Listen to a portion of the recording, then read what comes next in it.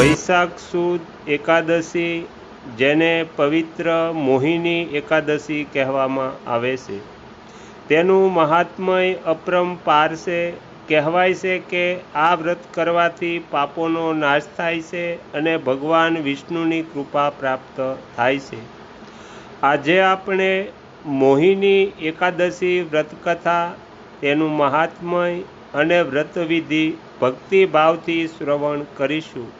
તો ચાલો શ્રી હરિનું સ્મરણ કરીને કથાનો પ્રારંભ કરીએ. યુધિષ્ઠિર પૂછે છે, જનાર્દન, વૈશાખ માસના શુક્લ પક્ષ એટલે કે સુદમાં કઈ એકાદશી આવે છે? એનું ફળ શું હોય છે? એના માટે કઈ વિધિ છે? ભગવાન શ્રી કૃષ્ણ કહે છે, યમરાજ, પ્રાચીન કાળમાં પરમ બુદ્ધિમાન શ્રી રામચંદ્રજીએ મહર્ષિ વશિષ્ઠને આ જ વાત પૂછી હતી કે જે આજે તમે મને પૂછો છો. શ્રી રામચંદ્રજીએ કહ્યું, ભગવાન, જે બધા પાપોનો ક્ષય અને બધા પ્રકારના દુઃખોનું નિવારણ કરનાર વ્રતોમાં ઉત્તમ વ્રત હોય એ હું સાંભળવા ઈચ્છું છું.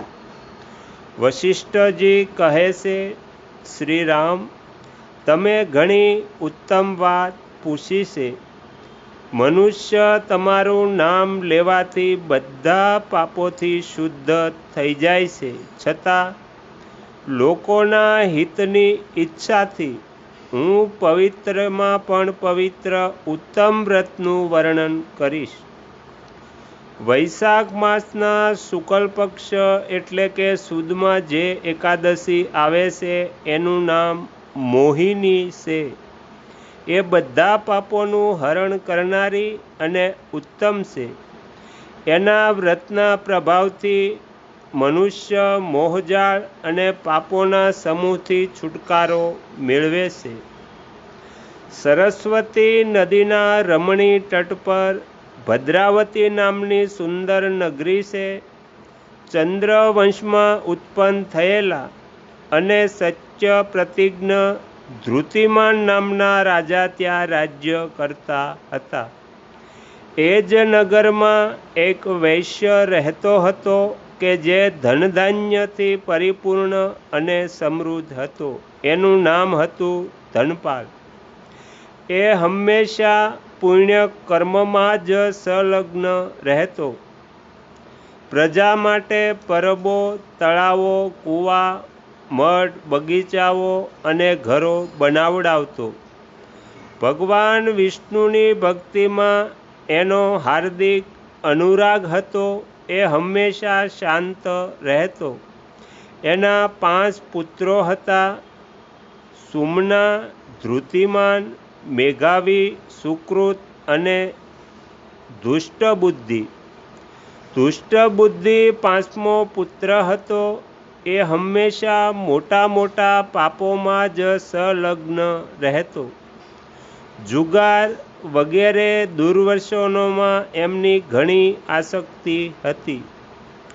વેશ્યાઓને મળવા માટે એ ઉત્સુક રહેતો. એની બુદ્ધિ ન તો દેવતાઓના પૂજનમાં લાગતી કે ન પિતૃઓ તથા બ્રાહ્મણોના સત્કારમાં. એ દુષ્ટ આત્મા અન્યયાનના માર્ગ પર ચાલીને પિતાનું ધન બરબાદ કરતો. એક દિવસ એ વેશ્યાના ગળામાં હાથ રાખીને ચોવાટે ફરતો જોવા મળ્યો. ત્યારે પિતાએ એને ઘરેથી કાઢી મૂક્યો અને બંધુ બાંધવોએ પણ એનો પરિત્યાગ કરી દીધો.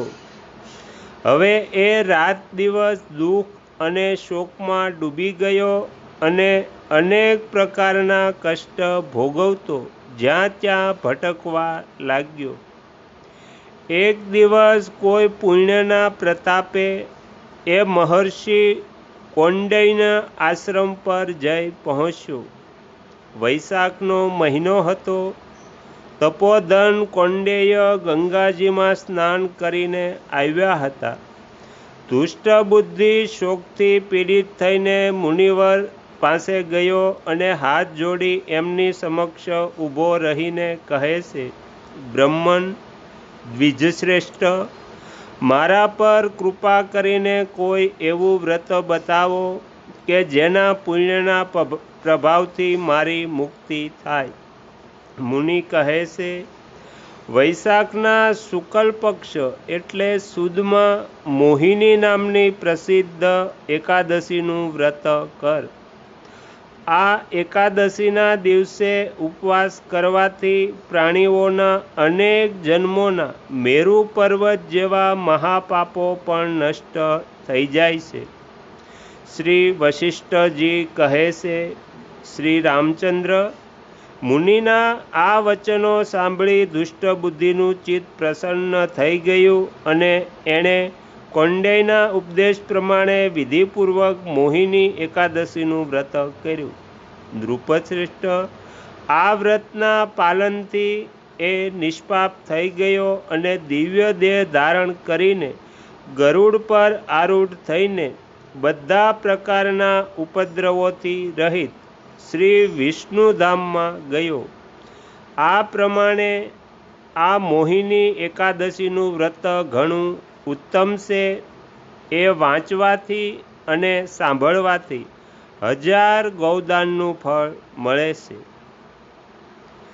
આ રીતે પવિત્ર મોહિની એકાદશી વ્રતકથા પૂર્ણ થાય છે. જે ભક્ત ભાવપૂર્વક આ કથાનું શ્રવણ કરે છે તેને શ્રીહરિની કૃપા પ્રાપ્ત થાય છે. આ પવિત્ર કથા અંત સુધી સાંભળવા બદલ આપ સૌનો હૃદયપૂર્વકનો આભાર વ્યક્ત કરું છું. વિનંતી છે કે આ કથા બીજા ભક્તો સુધી જરૂર પહોંચાડજો, જેથી તેઓ પણ આ પુણ્યનો લાભ લઈ શકે. આવા જ સત્સંગ, વ્રતકથા અને ભજન સાંભળવા માટે અમારા સાથે જોડાયેલા રહેજો. શ્રી સદ્ગુરુદેવની જય. આગળના વિડીયો જોવા માટે આ ચેનલને સબસ્ક્રાઈબ કરો અને જો આ વિડીયો પસંદ આવ્યો હોય તો લાઈક કરો.